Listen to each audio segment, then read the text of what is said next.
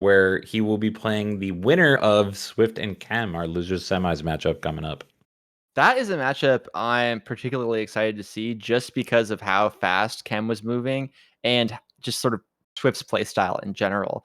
Obviously, like no pun intended, but he is very fast moving. He is a very kind of innovative player.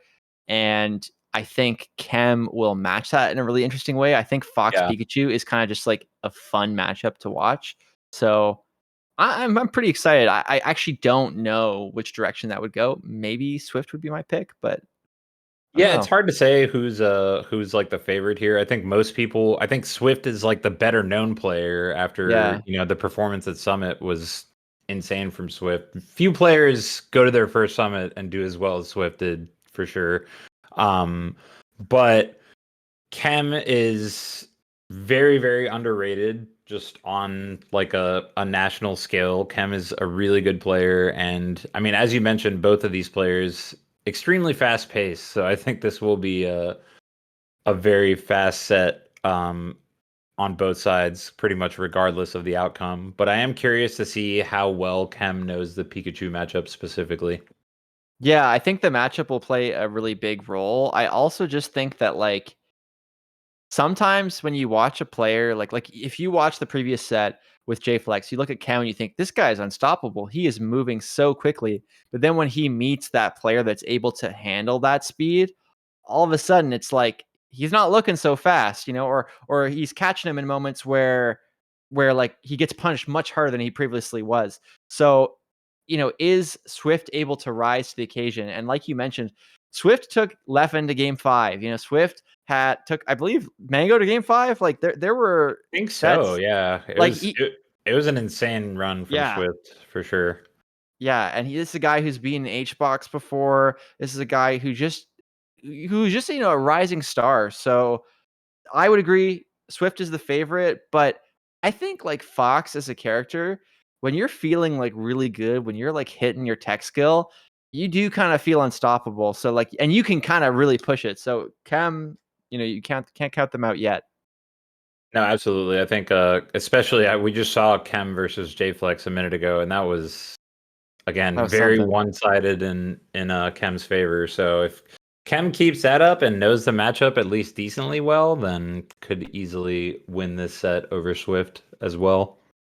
No, absolutely. And while we're waiting, now might be a good time to bring up the merch store for the Galint Melee Open. This is, I believe, raising money for kind of the Battle of BC event, which the first place winner of this tournament will be flown out to. And we did just see, I mentioned the merch, the posters that we've been plugging throughout this event. They look really, really, really, really nice. Yeah, Battle of BC here, June 10th to 12th. I'm going to be there. We got Zane and IBW already confirmed. I think it's going to be a super fun event. So registration ends tomorrow. You want to be in there for early bird registration, rather. So definitely check that out. It's just super, super exciting to see. Yeah, absolutely. I think Battle of BC has really started to come into its own as one of the definitely one of the premier tournaments in Canada. And at this point, honestly, one of the premier majors overall too. Like Battle of BC has got a pretty storied past already. I mean, there's been some significant sets that have taken place at Battle of BC in the past already. So I'm really looking forward to this next iteration as well. Yeah, it's a shame that like this is the 4th Battle of BC, but the last one I believe was in like 2018, if not 2019, I guess. So like, quite a while ago, like it's only the 4th one, but like you said, it has a bit of a legacy. And I know the TO, Kevin Deere, the one who is running this tournament, he's the kind of guy that's like very deliberate about kind of elevating his events. We've seen with the Galint Melee Open, each one's so great. And obviously we're headed into this game. So far, really, really good stuff from Swift, getting 61%. Yeah, hot start from Swift. And this is interesting to me that Chem opted to strike to Fountain of Dreams. Obviously considered, I mean, especially with Axe, considered a very good Pikachu stage. And not necessarily a bad stage for Fox in the matchup, but one that I would expect most Foxes to strike against Pikachu. I agree. Like, this is the kind of stage where we spoke earlier about how Sheik is able to capitalize on Fox's mistakes. Pikachu definitely another character that's kind of like looking for those openings and trying to kind of really carry them. And fountains, platforms, and that kind of thing, it makes it a bit harder to be consistent. Ooh, beautiful recovery, but Chem covers it anyway. Yeah, that right there shows me that Chem has at least a solid knowledge of the Pikachu matchup. Ooh. But right. yeah, Swift does close that out. Full stock lead here already. Yeah, you know, just like that, able to convert off of that up air. Such a powerful tool, and we're seeing it right now. I compared it earlier to Falco's Shine, just because it has that kind of base knockback. It can open you up at like any percent. And I feel like we see Pikachu's use it in such a creative way, even if it only gives you like 3% each time you do it. Right. Ooh. Okay. Right. Going for the back air both time, respecting that Swift's SDI on up air in particular has been quite solid, and it works out for Chem. Like, doesn't take the risk of kind of getting reversaled and still gets the kill. Yeah, that and Swift's just DI on the up throws to begin with has been very good, so it might be tough to even try to get that second hit even without the smash DI, so just making sure he gets a solid hit with the back air. You know, speaking of, we see the smash DI once again. I think that's a great point. So often, you know, up throw up air, one of those things that I think we're so used to seeing, it's been around for so long, that we kind of forget that it's hard, especially on certain characters. Like, if you mess up the timing even a little bit, if they DI kind of behind you, you just aren't ready for it. Like, you can kind of miss your opportunity. Like we just saw there, up throw, not the easiest thing to convert on, especially at high percents. Yeah, and Chem has managed to bring this back to almost a full stock lead after being down a full stock a minute ago. This has been the Chem show ever since. Yeah, kind of. This is what I was saying earlier about, like, sometimes when you're playing kind of hot as a Fox player, oh my god, I thought that was going to be it. It feels like you can do anything. Really, really good air dodge there. That was like the only thing that gets him out of that situation. Yeah. Again, some great matchup knowledge for sure. Okay. Oh. That could have been it right there. Okay. Okay. Again, going for the back air. Like you said, yeah, like respecting it so hard. And take the percent if you can. Like, if you're really confident you're going to get it, you might as well just keep any advantage that you can have. Uh-oh. Off stage. Oh, wow. The forward air. Returning fair of all things. Oh, but he's off stage, and that might be it. It is. Wow. What a back and forth game one, and that was only the very start of the set. That was really close. You know, kind of ended up rooting a bit for Chem there just to kind of see him pull it back. But I really like what you were saying earlier about, like, as soon as you see Chem dealing with the recovery, you can kind of tell the matchup experience. Like, there's certain situations when you're playing a character like Pikachu that are just kind of weird. And if a person is like ready to deal with it, get a little bit of cat peeking under there. So cute. So cute. Yeah. I'm losing my train of thought. That really shows that you're comfortable if you're ready for kind of the scrappy situations that most people aren't. Yeah, absolutely. And see, there's kind of a newer school of thought recently where people like getting a weak stage out of the way with you know, we've seen it a lot with potentially Foxes going FD against Marth and stuff like that, or people just not necessarily striking to the stage they actually want to play. They're just striking to a stage that that they think they have a chance on, but they want to get it out of the way regardless, right? And maybe that's what we saw there from Chem, because obviously now he won't have to deal with Fountain anymore. I mean, I do want to shout out Turn Down for Walt for doing a video on, like, the math of IBW picking FD first, or I don't know if it was first, but like striking to it early, because I'm a believer that that's not the right call, and according to Walt, at least the math sort of suggests it wouldn't be. But I can see why a player wants, like the mentality is such a big part of this game. So if you want to play it that way and that makes you feel more confident, wow, that would have been a crazy ledge deal if you hit that. Yeah.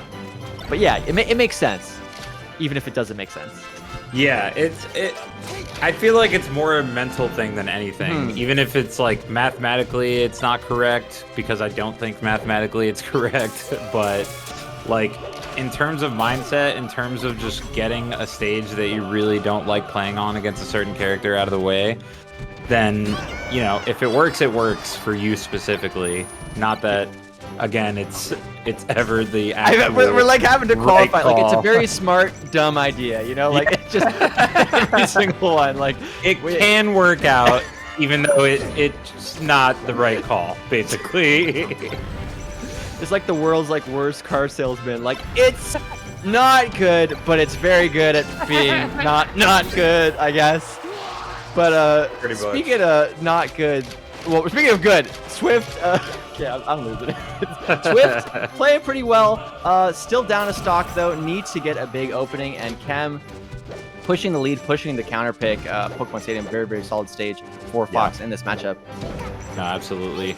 And have to figure the FD counter pick is coming afterward. Ooh, as Chem does close that out nicely with just the raw up smash.